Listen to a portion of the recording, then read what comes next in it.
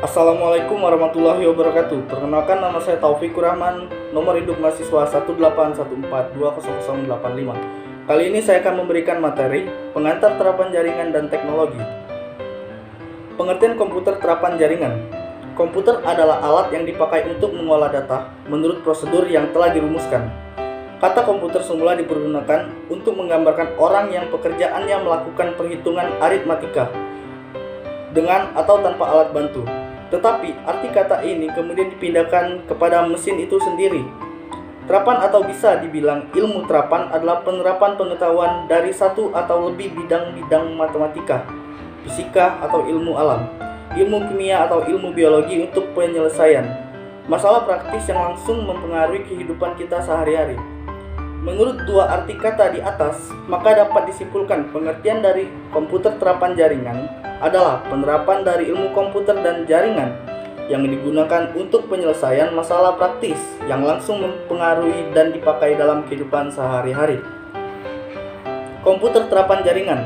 Komputer terapan jaringan adalah sekelompok komputer rekayasa atau terapan yang saling berhubungan antara satu dengan lainnya menggunakan protokol komunikasi melalui media komunikasi sehingga dapat saling berbagi informasi. Program-program penggunaan bersama perangkat keras dengan tujuan membawa informasi secara cepat dan tepat dari sisi pengirim transmitter menuju ke sisi penerima receiver. Bagian sistem komputer minimal 1. Input device, I/O port, output device, data bus, control bus, address bus, CPU, CU plus ALU, control bus, memory RAM, and ROM. Fungsi tiap bagian sistem komputer minimal. Input device, alat masukan, adalah perangkat keras komputer yang berfungsi sebagai alat untuk memasukkan data atau perintah ke dalam komputer. Output device, alat keluaran, adalah perangkat keras komputer yang berfungsi untuk menampilkan keluaran sebagai hasil pengolahan data. Keluaran dapat berubah hard copy atau kertas, soft copy ke monitor ataupun berupa suara. I/O port, bagian ini digunakan untuk menerima ataupun mengirim data keluar sistem.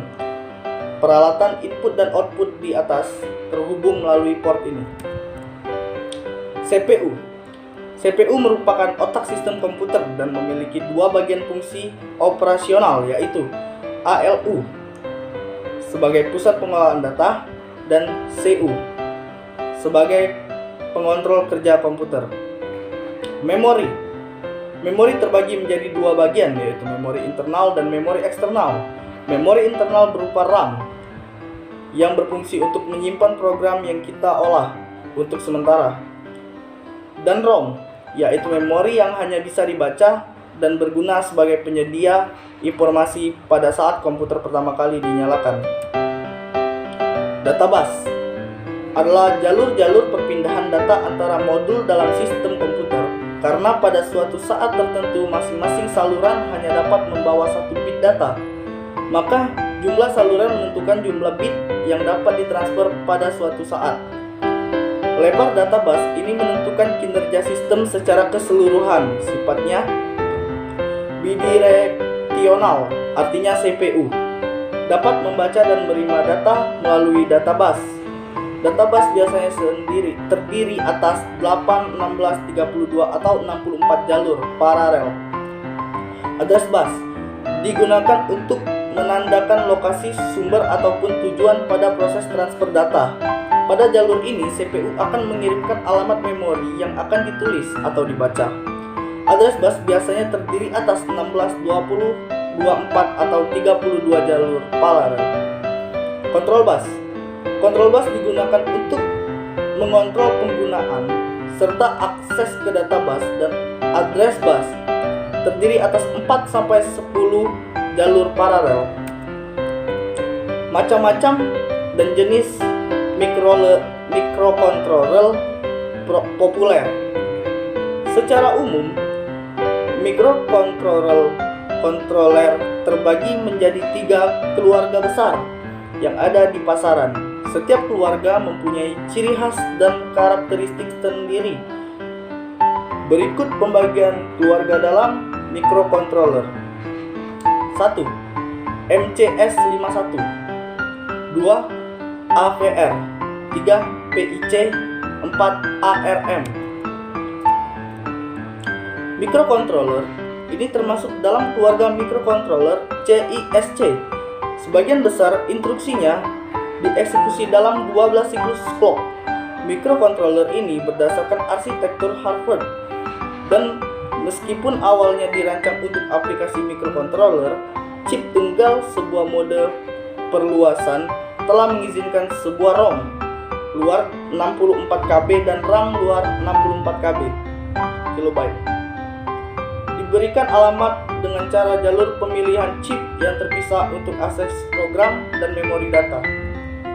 Salah satu kemampuan dari microcontroller 8051 adalah pemasukan sebuah mesin proses boolean yang mengizinkan operasi logika boolean. Ikatan bit dapat dilakukan secara langsung dan secara efisien dalam register internal dan RAM. Karena itulah MCS51 digunakan dalam rancangan awal PLC. Microcontroller ALP atau sering disingkat AVR merupakan microcontroller RISC 8 bit.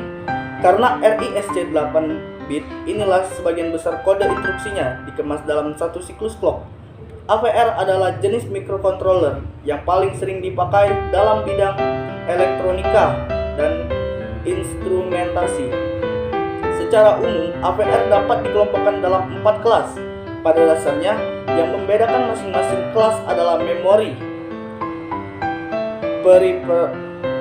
peripheral, dan fungsinya. Keempat kelas tersebut adalah keluarga ATTINY, keluarga AT90SXX, keluarga ATmega, dan AT86RFXX. Pembahasan. Masing-masing keluarga mempunyai turunan sendiri. Pembagian jenis-jenis microcontroller yang telah umum digunakan. Microcontroller AT89S52. Microcontroller 89S52 merupakan versi terbaru dibandingkan microcontroller AT89C51 yang telah banyak digunakan saat ini. AT89S52 mempunyai kelebihan, yaitu mempunyai flash memori sebesar 8 KB, RAM 256 byte, serta 2 buah data pioner 16 bit. Spesifikasinya kompatibel dengan keluarga microcontroller MCS51 sebelumnya.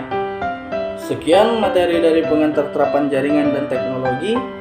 Saya ucapkan terima kasih. Wassalamualaikum warahmatullahi wabarakatuh.